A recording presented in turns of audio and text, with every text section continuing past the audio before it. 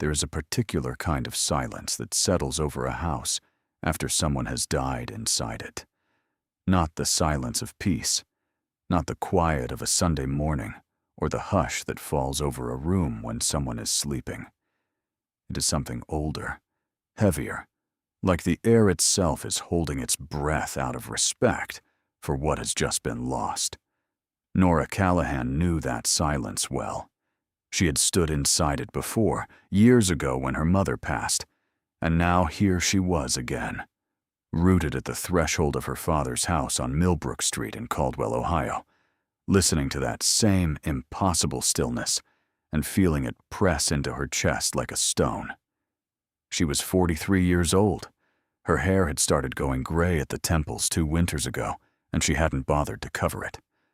There were more pressing things to spend money on, and besides, her father had always told her that silver in the hair meant wisdom earned the hard way. She liked to believe him. Walter Callahan had a way of making even the hard things sound like gifts. That was what she missed most about him, not the smell of his pipe tobacco, or the way he still called her Norie even when she was grown, though she missed those too. What she missed most was the way he looked at the world as though it owed him nothing and gave him everything.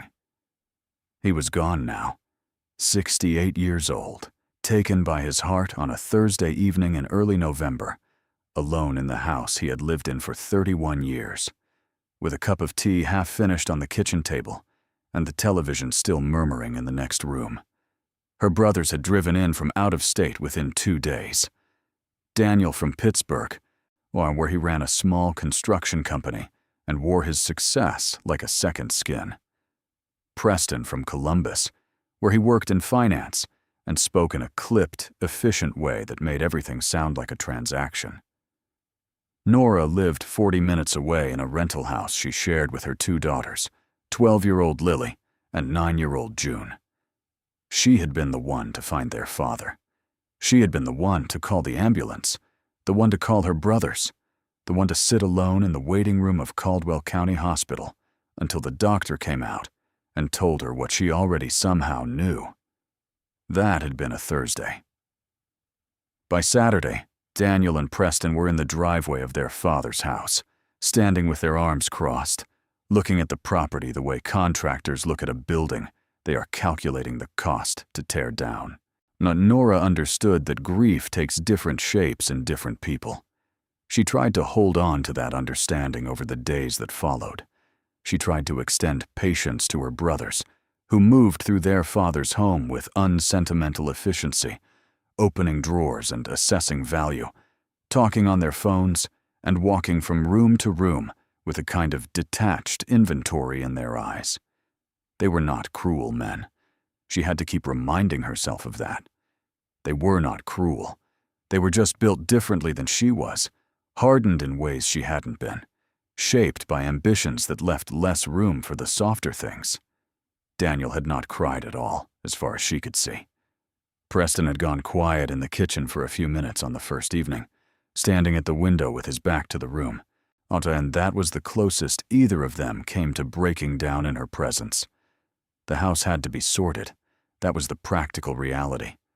Walter Callahan had not been a wealthy man, but he had lived in the same house for 3 decades, and in that time he had accumulated the way all people accumulate, drawers full of things that mattered once, and now only mattered to the person who was no longer there to explain them.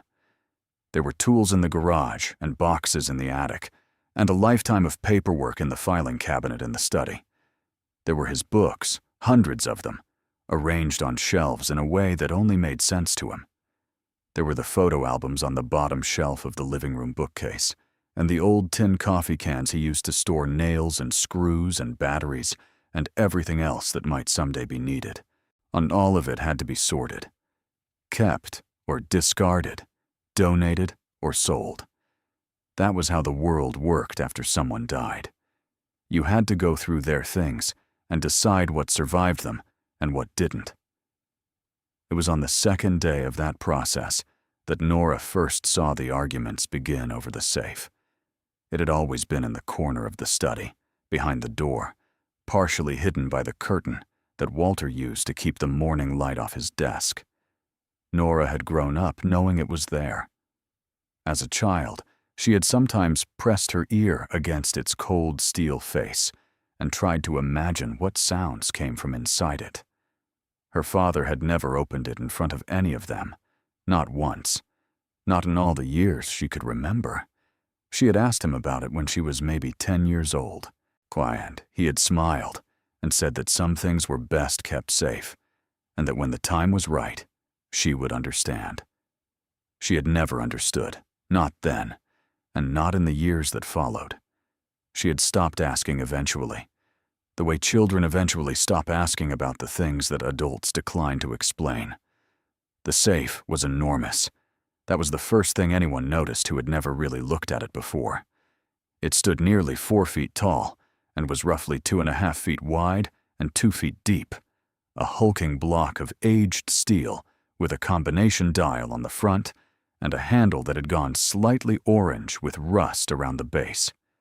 The manufacturer's name was pressed into the steel above the dial, the letters worn faint by time.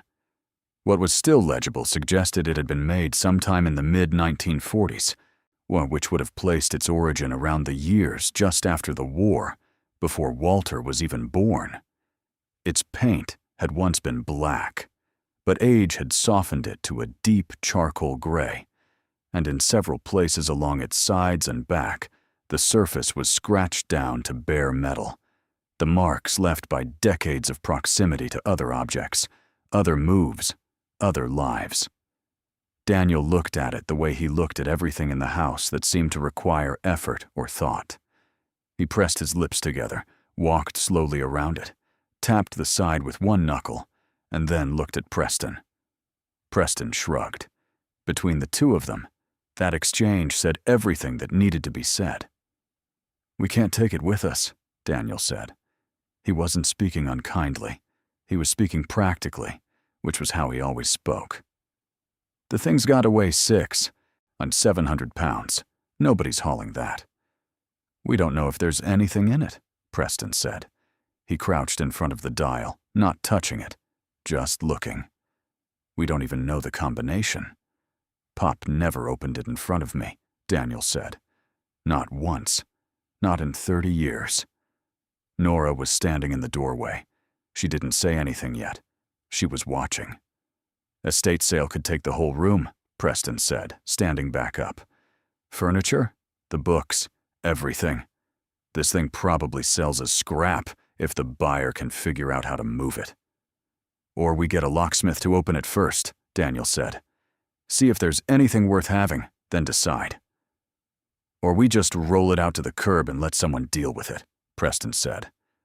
There was no particular coldness in the suggestion. He was not a sentimental man, and the safe, and to him, was simply an obstacle. That was when Nora spoke. Her voice was quiet and steady, the voice she used when she had made up her mind about something and did not intend to be argued out of it. "I want it." Both brothers looked at her. "I want to keep it," she said. "I'll take it." Daniel tilted his head slightly. "Norie, where are you going to put it? Your place is a rental. You've got what, a 2-bedroom? 3, she said, and I'll find somewhere for it." "It weighs more than your car," Preston said. He didn't say it to be unkind, she told herself later. He said it because it was approximately true. "I know what it weighs," she said. Daniel looked at Preston again. There was something in that look, a quick transaction of meaning that passed between them, the way it passes between siblings who have known each other a lifetime. She recognized it. She had spent her whole life on the outside of that look, the younger sister who needed to be indulged, the one who saw things differently, the one who made impractical choices that the older brothers had to politely tolerate. She felt the old familiar flush of it and held her chin level and waited. "Fine," Daniel said finally. His voice carried the particular tone of a man granting a concession he considers slightly ridiculous. "You want the old safe? You can have the old safe. But you're responsible for moving it." "I'll figure it out," she said. She did figure it out. It took her 3 days and cost her more than she had intended to spend. She hired a moving company that specialized in heavy items. 2 men with an appliance dolly and a truck with a hydraulic lift. Yeah, and they spent the better part of an afternoon inching the safe out of the study, through the hallway, down the 3 porch steps, across the driveway, and into the back of the truck. When they arrived at Nora's house on Carlisle Road, the question became where to put it, and after much deliberation involving door frames and floor joists, they settled on the corner of the garage, where the concrete foundation was solid and the space was wide enough that it didn't need to be wedged against anything. They set it down with a resonant metallic thud that Nora felt in the soles of her feet, and the 2 movers straightened up and looked at her with the mild curiosity of men who had moved enough unusual objects that very little surprised them anymore. "Family heirloom?" one of them asked. "Something like that," she said. She paid them and stood alone in the garage after they left, looking at the safe. It looked different here than it had in her father's study.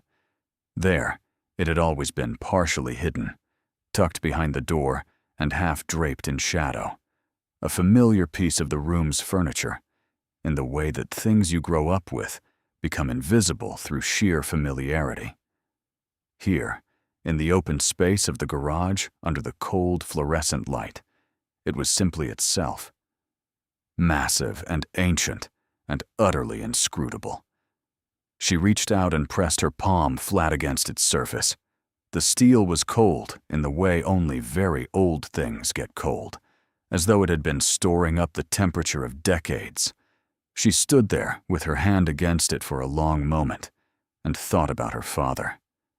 About the way he had always kept this thing, the way he had moved it with him across 3 different houses over the course of his adult life. You didn't haul a 700-pound safe from house to house across 30 years if it meant nothing to you. You didn't keep a thing like that through moves and marriages and the death of a wife and the growing up and moving away of 3 children, unless it was holding something that mattered. She didn't know the combination. That was the simple and central problem. She had gone through her father's papers after the funeral, through his filing cabinet and his small desk, and the shoebox of documents he kept on the top shelf of his bedroom closet, and she had found nothing that looked like a combination. No sequence of numbers written in his careful handwriting, no index card tucked between other index cards with a note about the safe, no evidence at all that he had ever written the combination down. If he had known it by heart, it had died with him. If he had written it somewhere, she hadn't found it yet. That was a problem to solve slowly. She was good at solving problems slowly. She had been doing it most of her adult life. Nora's situation was, to put it plainly, difficult. She worked as a medical billing coder for a small clinic in Caldwell, and the job paid well enough that she and the girls could keep their heads above water most of the time, but only just. The rental on Carlisle Road took more than 1/3 of her income every month. Lily needed braces, and the dentist had been gentle but clear about the fact that waiting another year would make the whole thing more complicated and more expensive. June had developed a love of drawing that had turned into a genuine talent, and the art classes at the community center cost $50 a month, which was $50. Nora moved around from other parts of the budget and tried not to think about too hard.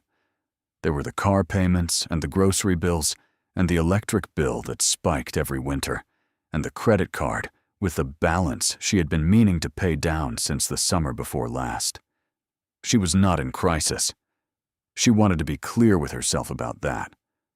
She was not in crisis, but she was aware, constantly and specifically, of the distance between where she was and where she needed to be, and that distance had a habit of growing faster than she could close it.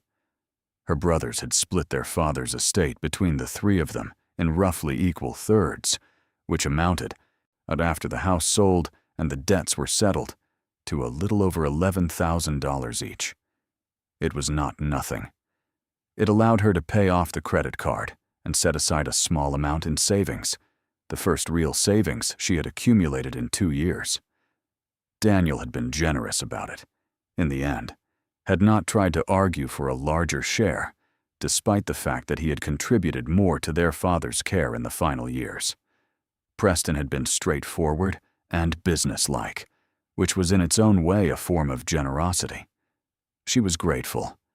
She tried to be grateful without letting the gratitude curdle into something else, without thinking too hard about the difference between her situation and theirs, like about the houses they owned and the retirement accounts they had, and the children who would grow up without ever knowing the particular anxiety of a parent who checks their bank balance before buying school supplies. She thought about the safe instead. It became, in the weeks after her father's funeral, a kind of anchor for her thoughts on the difficult evenings. She would finish putting the girls to bed and then walk out to the garage and stand in front of it with her coffee going cold in her hands, just looking. She had tried several combinations. Her father's birthday, her mother's birthday, the year he had bought his first house. She had tried her own birthday and her brother's birthdays and the address of the house on Millbrook Street and the year of her parents' wedding. Nothing had worked. She had called a locksmith in late November who had come and spent 40 minutes looking at the mechanism and had quoted her $320 for an attempted opening with no guarantee of success. And she had said she would call him back when she was ready, and she had not called him back. In the meantime, she looked at it. She ran her fingers along its edges when she passed through the garage to get to the car. She noticed things about it that she hadn't noticed before. The way the seam between the door and the frame was not perfectly even on one side, a slight variance that you would only catch if you were looking closely and running your fingertip along the line of the join. She had assumed at first that it was simply a result of age, the steel warping slightly over decades of temperature changes, the kind of minor imperfection you expected in something that old. But the more she traced it, the more deliberate it seemed. The gap was consistent. It ran from the bottom corner of the door upward for about 8 inches and then disappeared back into a perfect seal. It was as though something had been added to the interior of the door at some point, a modification layered onto the original structure, something that had changed the geometry of the door's edge in a way that was almost too subtle to notice. She didn't say anything about this to her brothers. Daniel had called twice in December to ask how she was doing, and the safe had come up both times, in a tone that suggested he thought her attachment to it was mildly eccentric and sweetly nostalgic. He had asked once if she had managed to open it yet, and when she said no, well, he had laughed the way you laugh at a story that doesn't have a punchline yet. "It's probably empty, Norie," he had said. Pop was like that. Kept things because he kept things, not necessarily because they meant anything. Remember all those paint cans in the basement that turned out to be dried solid? She had remembered. She had laughed. She had not told him about the seam. Preston had called once, in early January, a quick call that was mostly about the final paperwork from the estate. Before he hung up, he asked in passing whether she had gotten anything out of the safe, and she had said not yet, and he had made a sound that she interpreted as confirmation of his low expectations and moved on to the next item on his list. She found the photograph in the second week of January. She had been going through a box of her father's things that she hadn't had a chance to look through properly in the weeks after the funeral, a box of miscellaneous items from the study, the kind of things that had occupied his desk drawers and bookshelves, and the small glass bowl he kept near the lamp for loose coins and pocket odds and ends. The photograph was inside a plain white envelope that had been tucked between 2 old paperback novels, the kind of hiding place that a person uses not because they are deliberately concealing something, but because the envelope needed to go somewhere and happened to go there. The photograph showed her father as a young man, perhaps 30 years old, standing in what appeared to be the basement of a house she didn't recognize. He was wearing work clothes, and he was not smiling, which was unusual for her father, who smiled easily. He was looking at the camera with an expression that she found difficult to read, somewhere between serious and proud, the expression of a man who has just completed something significant and is still too close to it to know whether it was the right thing to do. He was standing next to the safe. Nora sat down slowly at the kitchen table with the photograph in both hands. The safe in the photograph was unmistakably the same one sitting in her garage. The scratches along the left side were there, and the faint double ring of oxidation around the base of the handle, and the manufacturer's lettering above the dial, partially visible. It was the same safe. But what held her attention was not the safe itself. It was the expression on her father's face, and it was the object he was holding loosely in his right hand, down at his side, as though he had forgotten he was holding it, and the photograph had caught him in an unguarded moment. It was a small crowbar. Not a working man's crowbar, not the kind of thing you picked up on your way to fix something. It was placed against the safe, beside it, almost deliberately. And there was something else, something she almost missed. At the base of the safe, barely visible in the shadows of the photograph's lower edge, the steel panel at the bottom appeared slightly different from the rest. She held the photograph up to the kitchen light and squinted at the bottom corner. There was a seam there, too. Nora set the photograph down carefully on the table. Her coffee was getting cold, but she didn't reach for it. She sat very still for a moment, the way you sit when a thought arrives that is too large to process while moving. The seam she had noticed on the door of the safe. The matching seam at the bottom. Her father's expression in the photograph. The crowbar in his hand, and the safe at his side. And the basement she didn't recognize. The basement of a house that might have been one of the earlier homes he had lived in before she was born, or before she was old enough to remember. Her father had not simply owned the safe. He had done something to it. She stood up from the table and walked out to the garage. The cold hit her as soon as she opened the door, the particular deep cold of an Ohio January that settled into the concrete floor and radiated upward. She turned on the fluorescent light and stood in front of the safe and looked at it the way she should have been looking at it all along. Not as a closed door, as a puzzle. She crouched in front of it and placed her hands on the surface of the lower panel, the area she had barely glanced at before, the area at the base below the door. Under her hands, the steel felt slightly different in this section, and not just because she was imagining it. There was a very faint change in temperature, a breath of cooler air rising from somewhere along the lower edge that you could only detect if you held still and paid attention and let the cold of your hands calibrate against the cold of the steel. Air. There was air moving. Somewhere inside this safe, somewhere below or behind the main vault chamber, something was not entirely sealed. Nora stayed crouched in the cold garage for a long time. Outside, the wind moved through the bare trees along Carlisle Road, and the neighbor's dog barked once and went quiet. The fluorescent light hummed above her. She pressed her ear against the steel and listened, which she knew was not a rational thing to do, but which felt necessary in the way that some irrational things do when you are beginning to understand something that reason alone cannot fully navigate. The safe was silent. Of course it was silent, but it was not empty. She felt that with a certainty that she could not have justified in any logically satisfying way, the way you sometimes know things about the people you love without being told, find the way her father had known things without being told, and had smiled his patient smile and waited for the world to catch up to what he already understood. She stood up slowly, her knees aching from the crouch. She looked at the combination dial. She looked at the slight irregularity along the door seam. She looked at the bottom of the safe, at the lower panel that breathed cold air. She thought about her father, about the 31 years he had lived in the house on Millbrook Street, and the safe in the corner of his study that he had never opened in front of any of them. about the photograph of him standing next to it in a basement she couldn't identify, holding a crowbar, with that expression on his face, serious and proud and perhaps slightly afraid.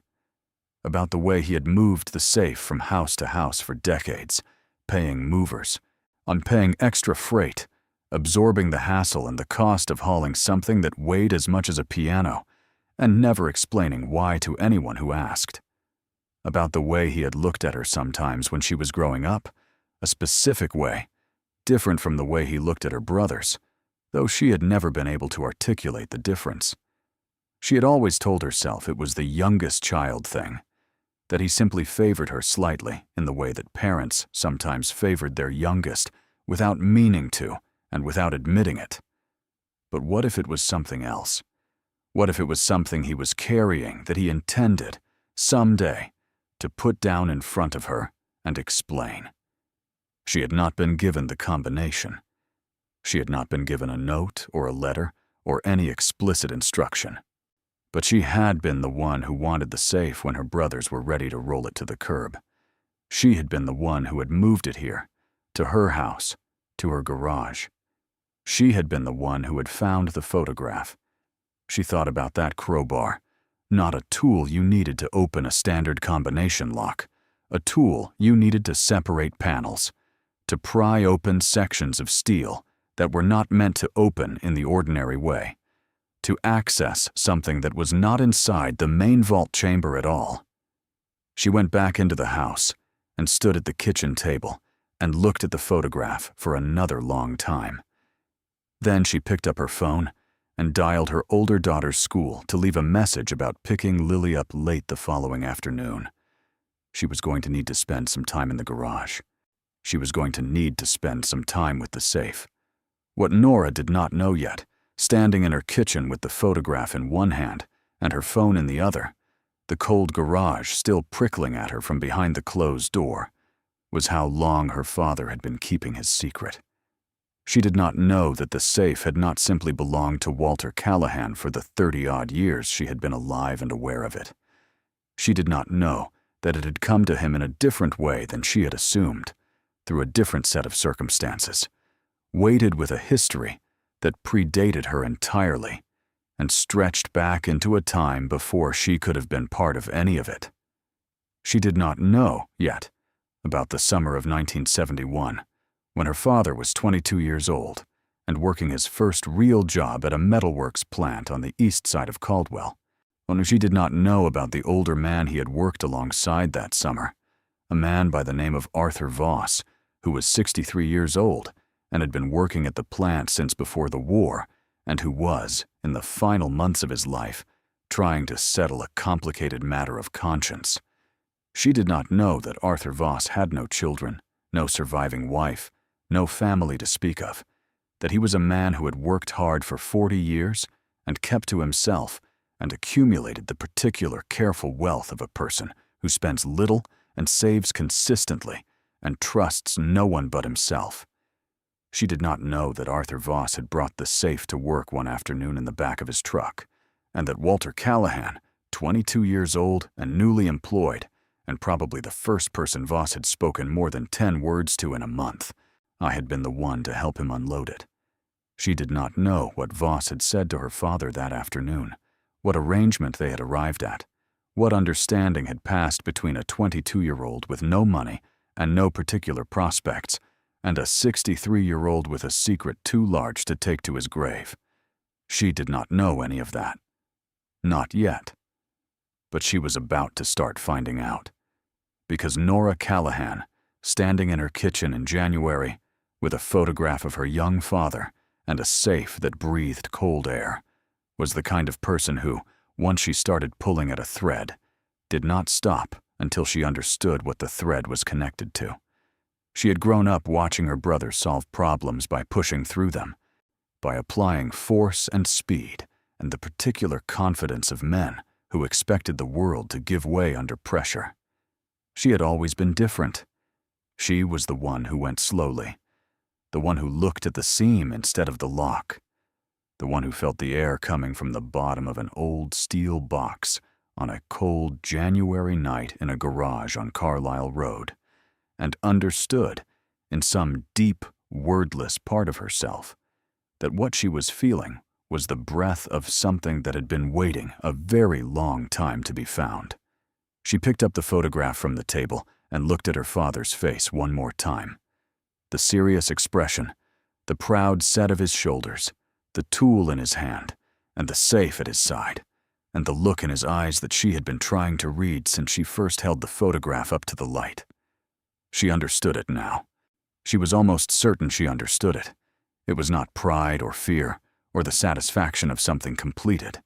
It was patience. Her father was looking at the camera with the expression of a person who has just done something that will not be understood for a very long time. A person who has packed a secret into steel and sealed it and set it aside for the right moment and the right person, and is willing to wait, is willing to carry it through house after house, and year after year, and decade after decade, for as long as it takes. He had been waiting for her. She set the photograph down, finished the last of her cold coffee, and turned off the kitchen light. In the morning, she would begin. The first thing she did the next day was call in late to work. It was a Wednesday, and she had no meetings and no deadlines. And she had not taken a sick day in 7 months, and she felt, not for the first time, that there were varieties of necessity that did not fit into the categories her employer recognized. She called the clinic's front desk and said she had a family matter to attend to, which was true, and that she would be in by noon, which turned out not to be true. Then she made herself a cup of coffee that she remembered to drink while it was still hot, and she sat at the kitchen table with the photograph of her father and a notebook she used for grocery lists, and she began to write down everything she knew. She wrote down the obvious things first. The safe's approximate age, based on the faded manufacturer's name she had finally managed to research online 2 nights before. The style and mechanism of the dial, which matched photographs she had found of similar safes manufactured in Pittsburgh during the years 1943 through 1951. The weight and dimensions as best as she could estimate them. The condition of the exterior, which suggested the safe had lived through more than a few different homes before her father's house on Millbrook Street. She wrote down the things she had noticed: the seam along the door, the cold air at the base, the way the bottom panel seemed subtly distinct from the surrounding steel in temperature, and, she thought, in the very faint sound it made when she tapped it with her knuckle versus the sound of the rest of the frame. She wrote down what she could see in the photograph: the basement, the crowbar, her father's expression, the position of his hand, the slight opening at the base of the safe that the shadow partially concealed but did not entirely hide. Then she wrote down what she didn't know, and that list was longer. She didn't know the combination. She didn't know what was inside the main vault chamber, if anything. She didn't know who had owned the safe before her father, or how he had come to have it, or why he had kept it through 3 moves and 30+ years and never once opened it in front of his children. She didn't know what her father had done in the photograph, what he had modified or discovered or built. She didn't know why, of all the things in his house, the thing she had felt most pulled to take was this one. She had not been able to explain that feeling to her brothers, and had not tried. She was not sure she could explain it to herself, except to say that some things are felt before they are understood, and the feeling had been strong enough that she had hired movers and paid for a truck and installed the safe in her garage and begun a process of investigation that she could already see was going to change something, though she couldn't yet say what. She went back out to the garage with the notebook and her coffee and her phone and a flashlight from the kitchen drawer. She crouched in front of the safe again, and this time she did not just press her palm against it. She took the flashlight and shone it along the bottom edge, along the floor-level seam where the steel panel met the base frame, and she looked at what the light showed her. The seam was not uniform. In the front right corner, barely visible even with the flashlight, there was a faint mark in the steel, on not a scratch, not corrosion. A mark made deliberately with a tool, a narrow groove pressed into the metal in a specific place, the kind of mark a person makes when they are identifying a panel that needs to be returned to a precise position after being removed. A reference mark, an alignment guide. Nora sat back on her heels and exhaled slowly. Her breath made a small cloud in the cold garage air. She looked at the mark, and then at the overall base of the safe, and then back at the mark. Her father had modified the safe. Not recently, not in the years she had known him. In the photograph, he had been 22, which meant he had done whatever he had done in that basement more than 40 years ago. He had been a young man, not yet married, not yet a father, working a job at a metalworks plant where he presumably had access to tools and skills that most people didn't, and he had done something to the base of a heavy steel safe that had been built a decade before he was born. And then he had sealed it back up and carried it with him for the rest of his life. She thought about what you could do to the base of a safe like this. The main vault chamber was accessed through the front door, through the combination lock, the space that a locksmith would drill into if you lost the combination and needed it opened. That chamber was perhaps 18 inches wide, 12 inches deep, and maybe 14 inches high. Substantial, but not enormous. But the exterior dimensions of the safe were larger than that, deliberately larger, so designed with thick steel walls and a heavy base that served as the foundation and anchor for the whole structure. The base was solid, or was supposed to be solid, steel plate several inches thick that gave the safe its weight and stability. That base plate was not part of the vault chamber. It was architectural, structural. And if someone with metalworking skills had cut into it and sealed it back with precision, with an alignment mark to ensure perfect reassembly, then what they had created was not a modification of the safe's security. It was the addition of a second space, a hidden compartment beneath the vault, beneath the floor of the main chamber, buried inside the base itself. Nora did not move for a long time. She crouched in front of the safe with the flashlight in her hand, and the cold of the concrete floor seeping up through her shoes, and she thought about what her father had put down there 40 years ago in a basement somewhere in Caldwell, with a crowbar in his hand, and that expression on his face.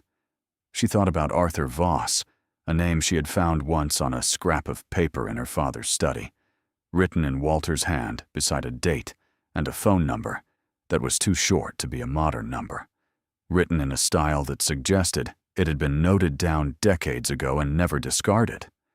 She had not known then who Arthur Voss was. She had not had the context to make the name mean anything. But she was beginning to think it might be one of the keys to the entire story. She stood up from the crouch, both knees protesting, and walked back into the house and sat down at the kitchen table with her notebook. She picked up her pen. She wrote the name at the top of a fresh page. Arthur Voss, Caldwell, Ohio.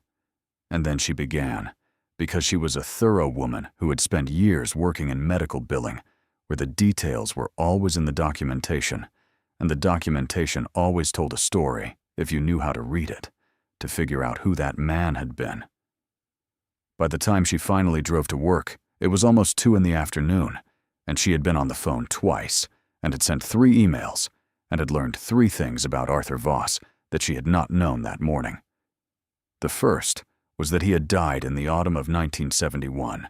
Just a few months after the summer, her father had worked alongside him at the metalworks plant. The second was that his estate, as described in an old newspaper notice she had found through the County Historical Archives online database, had been listed as unsettled due to the absence of a clear beneficiary.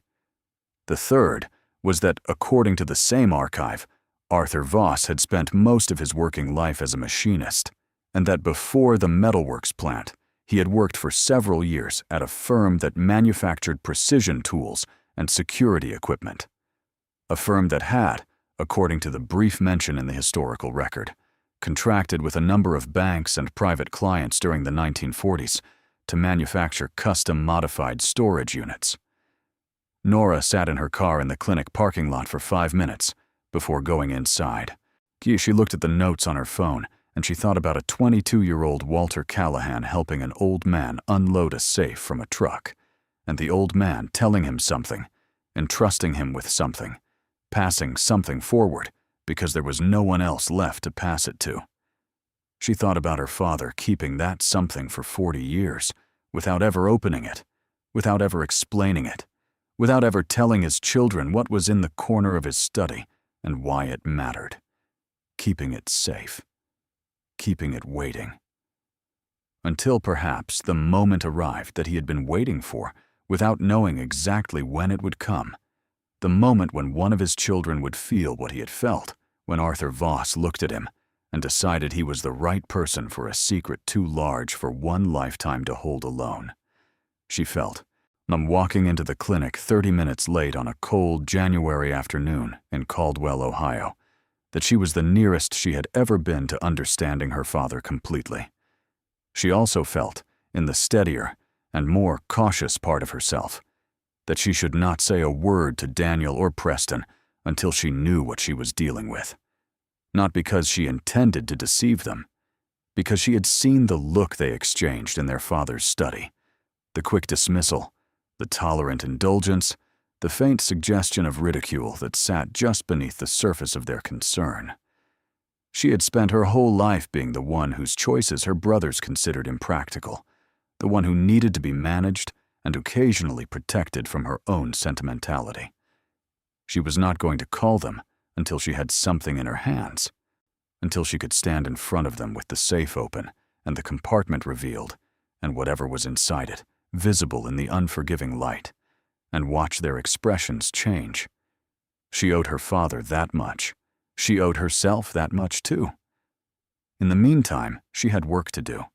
The combination to find, the base to examine properly, the story of Arthur Voss to piece together from the fragments available to her, and the cold patience of a woman who had learned, from a man who had kept a secret for 40 years, that the important things were worth waiting for. The Caldwell County Public Library kept its historical records in a room on the 2nd floor that smelled of old paper and radiator heat, a room that Nora had visited exactly twice in her life, before the January she began researching Arthur Voss. Both previous visits had been for school projects, once in middle school and once in high school, and she remembered the room as a place of mild tedium presided over by a librarian who regarded curious children with barely concealed impatience. The librarian was different now, a younger man with wire-rimmed glasses who seemed genuinely pleased whenever someone came upstairs with a specific question, as though the existence of people who still wanted to know things from paper records vindicated something important about his professional choices. His name was Marcus, and when Nora spread her notes on the table and explained what she was looking for, he did not ask her why she wanted to know. He simply nodded and disappeared into the stacks and came back with 3 boxes. The first box contained property records from Caldwell County spanning the years 1950 through 1975. The second contained obituaries and estate filings from the same period, collected and organized by a historical society that had operated in the county for 40 years, before quietly folding in the early 20th century, its records absorbed into the library's collection. The third box was the smallest, and Marcus set it down last, with a slightly different expression, something between caution and interest. It contained the personal papers of several individuals donated to the historical collection by the county clerk's office after their estates had been processed and closed. Arthur Voss was among them. Nora stared at that third box for a moment before she opened it. There was not much inside. A small man who had lived a small and careful life did not leave a large documentary trail. There was a birth certificate, 1908, born in Caldwell to German immigrant parents. There were his employment records, 12 years at a tool and precision equipment manufacturer in Pittsburgh, then a return to Caldwell in 1951. then the metalworks plant until his retirement in 1969. There was a single photograph, blurry and small, showing a man in his 40s standing in front of a building she didn't recognize, squinting into the sun with the uncertain smile of someone who doesn't often have their picture taken. There was his death certificate, October 1971, causes listed as cardiac failure, age 63. And there was a single letter, handwritten, folded into thirds, addressed to no one. The handwriting was careful and small, but the writing of a man who had not written many letters and chose his words accordingly. Nora read it twice, then a third time with a pen in her hand. The letter was not dated. It began without salutation, without the conventions of a letter meant to be received by a known reader. It read more like a statement of purpose or an explanation prepared in advance of a conversation that its author was not certain would ever take place. The letter said, in the careful small handwriting of Arthur Voss, that he had worked for many years at a firm that dealt in precision metal work, and that during those years he had been employed on a contract that he now understood to have been dishonest. He did not elaborate on the nature of the dishonesty, except to say that it involved the production of items that were attributed to clients who had not commissioned them and were valued in ways that bore no relationship to what had actually been paid. He said that he had been young and needed the money and had not asked the questions he should have asked. He said that over the following decades, he had thought about it often and had never found a satisfying way to resolve his conscience. He said that the items in question had been kept by him, not out of greed, he was careful to specify, but because he had not known what else to do with them, and the firm he had worked for no longer existed, and the clients whose names had been forged on the transaction records were mostly dead, and the whole business had the quality of something that had happened in a different world, a world of wartime shortcuts and practical silences, a world that the post-war years had buried under prosperity and forward motion. He said that the items were secured, that they were real and had always been real, regardless of the circumstances that had brought them into his possession, that he was an old man with no family and no one to leave anything to, and that he had been thinking for some time about what the right thing to do might be, now that the end was closer than the beginning. The letter ended without instruction. It did not name a recipient or describe what should be done. It simply stopped, mid-thought, as though Arthur Voss had been working toward a conclusion and had not quite arrived at it before he ran out of time. Nora set the letter down on the table and looked at it for a long time. Then she looked at the wall above the table, at the framed map of Caldwell County from 1932 that hung there, at the names of roads and landmarks and property lines that no longer matched the current landscape of the place she had grown up in. She thought about a 22-year-old Walter Callahan unloading a safe from the back of an old man's truck. She thought about what Arthur Voss might have said to him. She thought about the phrase the items in question had been kept by him, and she thought about the phrase items that were real and had always been real. And she thought about the cold air breathing from the base of a steel safe that had been sitting in her garage for 3 weeks. She took a photograph of the letter with her phone. She thanked Marcus. She drove home. It was a Thursday afternoon in the 3rd week of January. The sky over Caldwell was the particular flat white of an Ohio winter sky that hadn't decided yet whether it intended to snow. Nora sat in her driveway for a few minutes before going inside. She was thinking about the phrase real, and had always been real, and about what category of thing would need to be described that way. What category of thing would need the qualifier real, as though its reality might be doubted, as though part of its history involved it being presented as something other than what it was, or being hidden well enough that its existence could be questioned. She was thinking about gold. She was aware of herself thinking it. She was aware of the particular quality of that thought, the way it arrived fully formed and certain without the preliminary work of gradual conclusion. The way important realizations sometimes came not as a result of reasoning, but as the place where all the reasoning had been pointing all along. She had been circling this thought for days, she understood now, had been moving toward it, in the way you move toward a light you can see in the distance, without yet knowing what kind of light it is, or who left it burning. She was not a woman given to magical thinking. She was a medical billing coder who checked her figures twice. She was a single mother who planned her grocery lists on Sunday mornings and kept a spreadsheet of her monthly expenses. She had not grown up expecting good fortune to arrive sideways through old steel safes. But she was also her father's daughter, and her father had been a man who operated on a different kind of certainty, the certainty of a person who knows when to wait and knows when the waiting is over. She thought the waiting was over.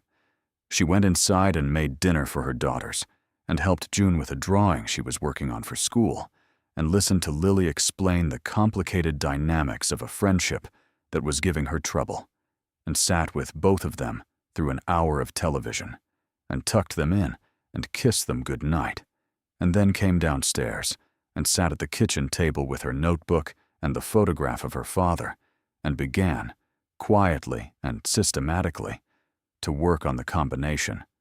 She had already tried the obvious numbers. What she had not tried, because she hadn't had the context for it, now was the approach of thinking about what her father had been given rather than what he had chosen. If Arthur Voss had entrusted something to Walter Callahan, he might also have entrusted the means of accessing it. The letter in the library archives had not contained a combination, but the letter in the library archives was a draft, or a copy, or a statement prepared for a record that would outlast its author. The actual communication between Arthur Voss and Walter Callahan had taken place in person, in a parking lot, or a break room, or beside a truck, with a safe in its bed, spoken rather than written, the kind of information passed from one person to another that leaves no documentary trace. What Voss might have told her father in that conversation that Nora would never be able to hear was a number, a sequence of numbers, a combination that Walter had carried in his memory for 50 years, through his marriage and his children and his working life and his slow retirement, through 3 moves and the deaths of friends and his wife's illness and his own gradual aging, right up until the Thursday evening in November, when his heart had decided it was done. He had not written it down. She had looked carefully enough to be confident of that, which meant either that the combination had died with him, or that he had expected someone to figure it out another way. She looked at the photograph of Arthur Voss in the library, the blurry image of a man squinting into the sun, born 1908, died 1971. She looked at her notes about the safe's manufacturer, the years 1943 to 1951. She looked at her notes about the Pittsburgh firm where Voss had worked, the 12 years of employment that had ended in 1951. She thought about the way her father's mind had worked, the practical, orderly mind of a man who did crossword puzzles. In pen, and kept his tools organized by size, and remembered every birthday in the extended family without needing to write them down. If Walter Callahan had received a combination from Arthur Voss in the summer of 1971 and had needed to remember it for 50 years without writing it down, he would have found a way to anchor it to something he already knew. He would have attached it to something stable, something that didn't change, a date he already carried, a number that already lived in his memory. Nora wrote down the year Voss was born, 1908. She wrote it as a possible combination sequence, trying 1908, trying 08, 1908. She tried the year of the safe's manufacture as she best could estimate it, 1947. Trying 1947, 19. Trying 47, 1947. She wrote down the date of Voss's death, the autumn of 1971. She tried combinations built around that date. Nothing. She sat back and looked at the ceiling. The refrigerator hummed. Outside, a car passed slowly down Carlisle Road, its headlights sweeping briefly across the kitchen wall. She thought about how her father would have thought about it. Not the dates themselves necessarily, but the relationship between the dates. Her father had worked with numbers his whole life, had balanced ledgers by hand before computers made such things effortless, had kept his own accounts with a precise and unhurried care. He thought in relationships between numbers and patterns, when he would have reduced a long combination to something that could be reconstructed from a simple anchor rather than memorized as a raw sequence. She looked at the year 1971, the summer her father had worked alongside Voss. She looked at the year Voss was born, 1908. She subtracted. 63. The age Voss had been when he died. The age printed on his death certificate in the county records. She wrote down 63. Then she looked at the year Walter Callahan had been born, 1949. She looked at the year Arthur Voss had died, 1971. Subtracted. 22. The age her father had been that summer. She wrote down 22. Two numbers. 63 and 22. The ages of the two men in the story, the old man and the young one, the one who was ending and the one who was beginning, at the precise moment of their meeting. It was the kind of anchor her father would have chosen, she felt.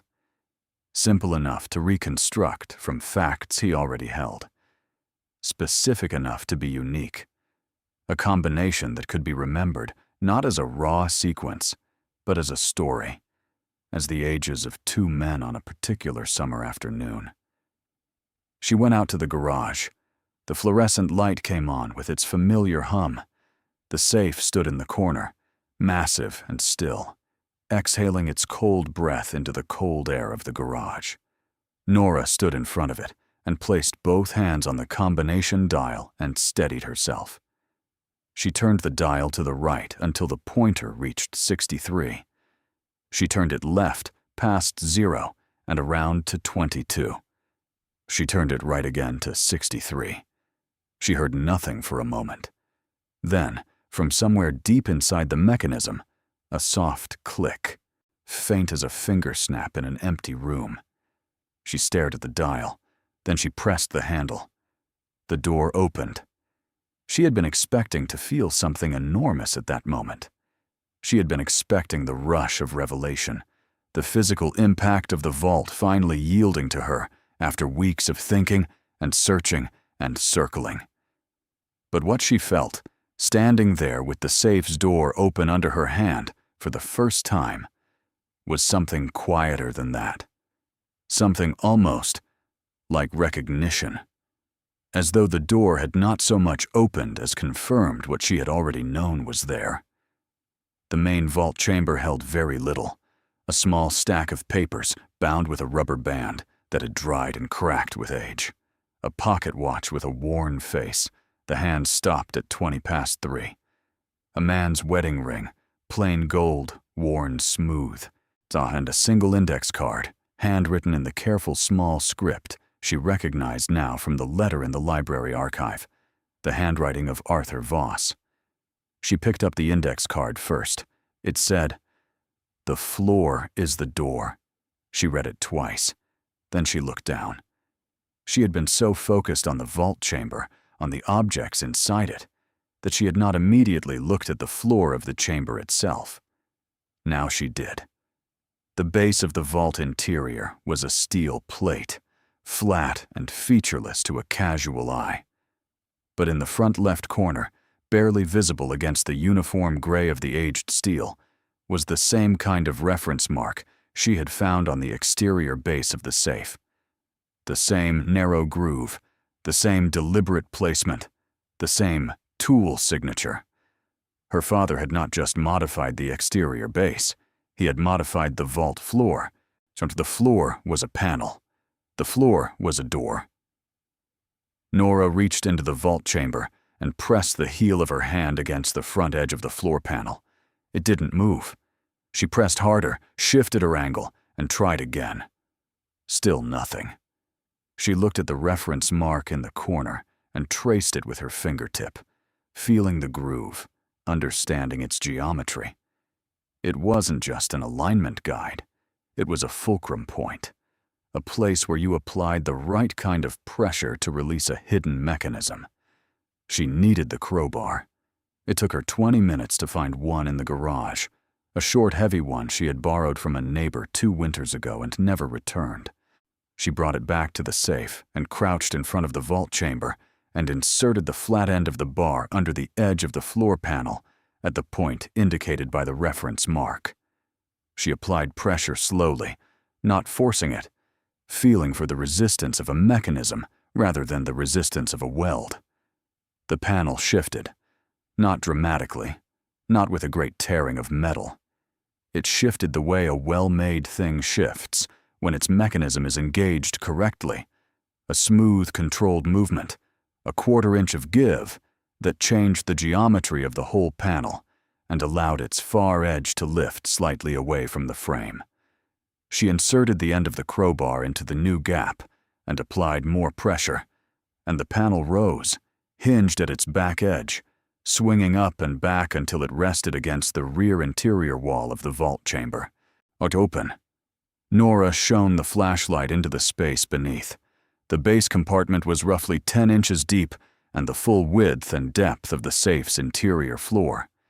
It was lined with what appeared to have been a layer of dense foam, long since compressed to near nothing, and on top of the compressed foam lay the objects that Arthur Voss had hidden there, and Walter Callahan had kept there, and the weight of 50+ years had preserved in the cold, dark, below the vault floor. She counted them slowly, her flashlight moving from one to the next, her breathing deliberate and measured in the cold air of the garage. There were 12 of them.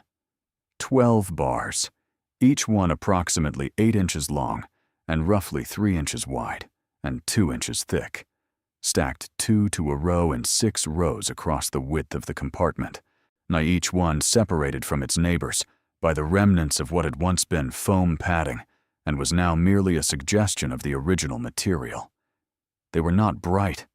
Decades in a sealed steel compartment had given their surfaces a deep matte patina, a warmth that was nothing like the theatrical gleam of gold in movies or jewelry store windows. They were the color of something old and patient, the color of something that had been waiting a very long time in the dark. Nora reached into the compartment and picked up the nearest one. It was heavy. It was so heavy that it surprised her, that specific heaviness that people describe when they first hold gold and realize that they have been wrong their whole lives about what heavy means. She held it in both hands and looked at it in the beam of the flashlight. On one face of the bar, depressed into the metal in relief, was a maker's mark. An eagle above a shield, the shield bearing initials she couldn't immediately decipher, and below it, a number and a weight designation. The number she couldn't read in this light, but the weight designation was clear even after 50 years. 400 troy ounces. 400 troy ounces. She knew what that meant in abstract terms, but her brain was not yet catching up to the numbers. She knew that a troy ounce was slightly heavier than a standard ounce. She knew that gold was expensive. She had a general understanding of gold prices from news articles and the background noise of financial conversations she had half listened to over the years. But she was not prepared, and standing in her garage on a January evening with a flashlight and a crowbar, and a safe she had hauled 40 minutes from her dead father's house, to do the arithmetic that 12 bars of 400 troy ounces each required of her. She set the bar down carefully in the compartment and took out her phone. She typed into the search bar, "current gold price per troy ounce." The results came back immediately. The numbers were not what she had expected. They were considerably more than what she had expected. Gold prices had been rising for years, had spiked significantly in the past decade, and the figure looking back at her from her phone screen in the flat light of the garage was enough to make her sit down very suddenly on the cold concrete floor. She sat there with her back against the lower cabinet of her garage storage unit, and her phone in her hand, and the safe open in front of her, and did the calculation 3 times because she could not bring herself to trust it the first time or the second. 12 bars, 400 troy ounces each. 4,800 troy ounces total. At the current price per troy ounce, which she was aware fluctuated, and which she was aware she wasn't a gold market expert, and which she understood might be different by the morning and different again next week, the 12 bars in the base compartment of her father's safe were worth approximately $290 million. She sat on the concrete floor for a long time. The garage was very cold, and the fluorescent light hummed above her, and outside the wind had picked up and was moving through the bare trees on Carlisle Road, with a sound like distant water. Nora sat with her phone in her lap and looked at the open safe and the open compartment and the 12 dull patient bars that had been sitting there in the dark since her father had closed the floor panel above them and driven away from wherever he had first put them, and never, in 50 years, breathed a word to anyone about what was under his floor. She thought about him. She could not help it. She thought about him standing in that basement with the crowbar in his hand, 22 years old, given this impossible thing to carry. He choosing to carry it because he was a man who understood that some things don't get passed to you because you asked for them, but because someone had to carry them forward, and you were the person available. She thought about him moving through his life, through his marriage and his career, and his children and his old age, with this in the corner of every room he ever lived in, sealed behind combination and steel and silence. She thought about how heavy that must have been, not the weight of the gold, the other weight. She thought about Lily's braces, about June's art classes, about the credit card she had just paid off with her portion of her father's estate, and the car payment, and the grocery list, and the electric bill in winter, and all the small, specific pressures that had been pressing on her for years, the constant low-level arithmetic of a life that worked but only barely, that kept its head above water, but had to keep swimming to do it. She thought about her brothers, about the look they had exchanged in their father's study, about Daniel's voice, gently tolerant when he said it was probably empty. Norie, about Preston's quick, dismissive sound on the phone. She thought about the index card in Arthur Voss's handwriting. The floor is the door. She thought about her father's expression in the photograph, serious and proud and patient, looking at the camera with the expression of a man who has set something down in a place where it will wait safely for as long as it needs to wait. For 40 years, some Walter Callahan had been carrying the knowledge that underneath the floor of his safe was a fortune in gold that did not belong to him and that he had not known what to do with, given to him by a dying man who had come by it dishonestly and had no clean way to return it, and no family to leave it to, and no other option but to pass it forward and trust the recipient to be wise. For 40 years her father had been that recipient, and he had been wise in the only way he knew how to be wise, which was to wait and protect and say nothing until the moment became clear. He had not lived to see the moment become clear. He had died on a Thursday evening in November, with his tea half finished and his safe still closed, carrying the secret to the end. But he had left the photograph in the envelope between the books, and he had left her the safe when her brothers were ready to be rid of it. He had left her, whether he knew it or not, all the pieces she needed to find the floor behind the door. Nora sat on the cold concrete floor of her garage on Carlisle Road in Caldwell, Ohio, in the 3rd week of January, with her back against the storage cabinet and her phone in her lap, and she cried for the first time since her father's funeral. Not grief, exactly. Or not only grief. It was something more complicated than that, the way feelings get complicated when they carry too many things at once. It was grief for her father and the weight he had carried. It was exhaustion from the years of barely enough.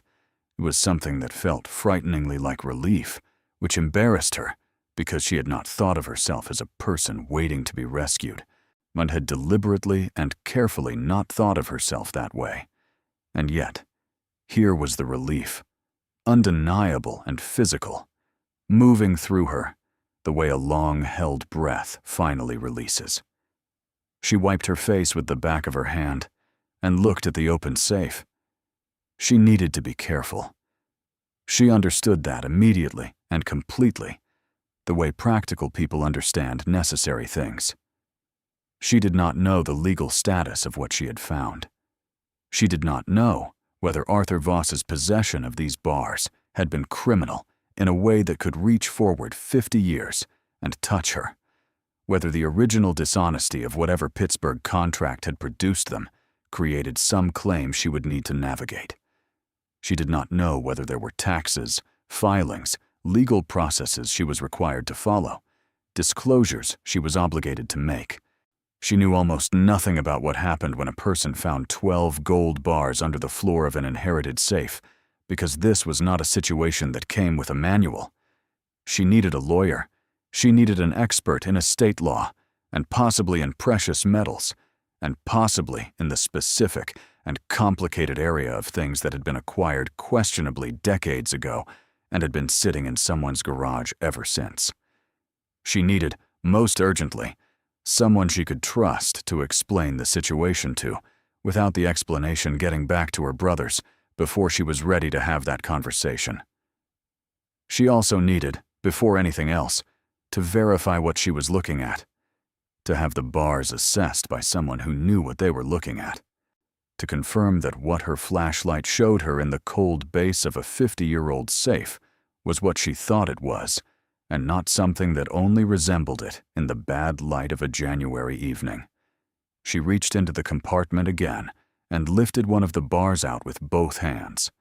She carried it into the house, through the garage door, and down the hallway and into the kitchen, and set it on the kitchen table under the overhead light. Under the kitchen light, the bar looked different than it had in the garage, warmer, more certain of itself.